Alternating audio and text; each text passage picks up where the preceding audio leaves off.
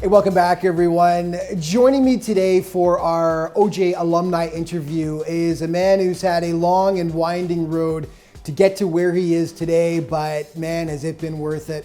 Jackets win the faceoff. Roslovic won it. Jackets take the lead. First National Hockey League goal for Justin Danforth. Justin Danforth had a fantastic OJHL career before moving on to the NCAA on a scholarship. He's one of the hardest workers in hockey, a great example to young players out there. He now plies his trade with the Columbus Blue Jackets. And he joins me now from Columbus, Ohio. Justin, thank you so much for taking the time today. How you doing, man? I'm doing great. Thanks for having me on.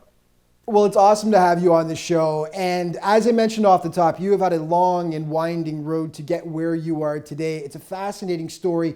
It all began after minor hockey back in 2010 with the Cobourg Cougars in the OJHL. Just tell us why you ended up joining the team and how you ended up with them. Yeah, that's a good question. I think that, when I was 16 or 17, when I was doing all those tryouts and going to camps and trying to make a name for myself at a young age. My goal was always to play college hockey. I didn't really have the opportunities to go to the OHL. And I always really wanted to get an education to back my career.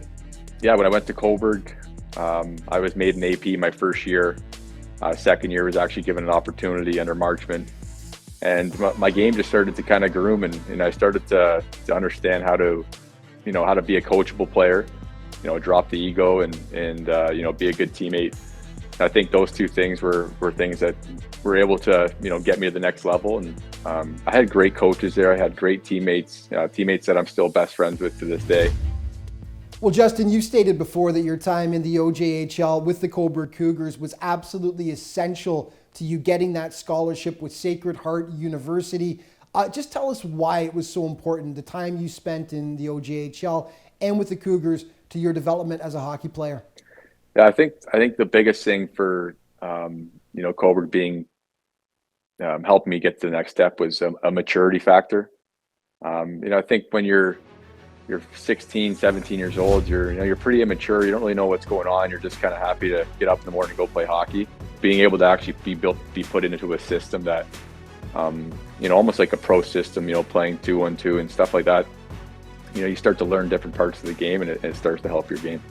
I'm grateful for the opportunity that I was given in Cobourg, because looking back, it was a huge part of my career.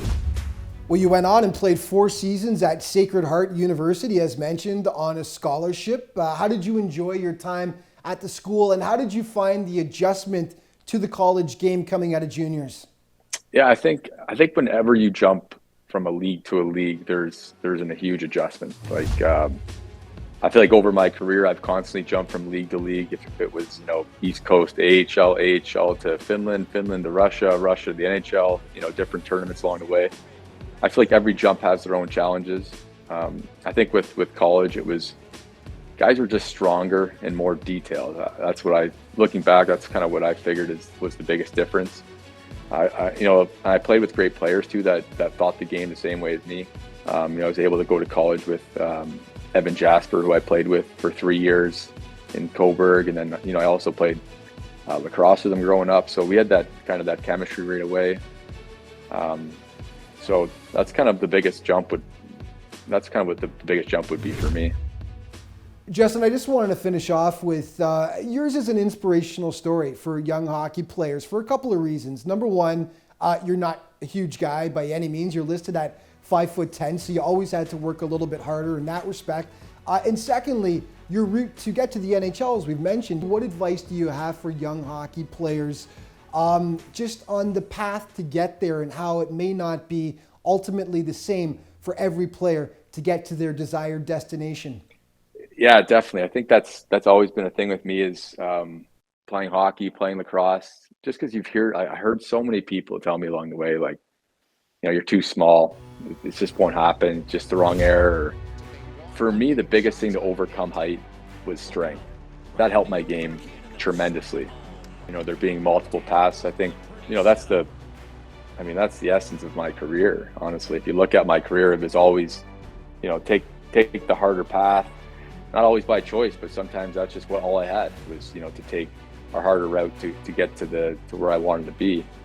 For young kids who are, you know, kind of on the same path as me, or, you know, trying to get to the NHL, don't worry about the draft.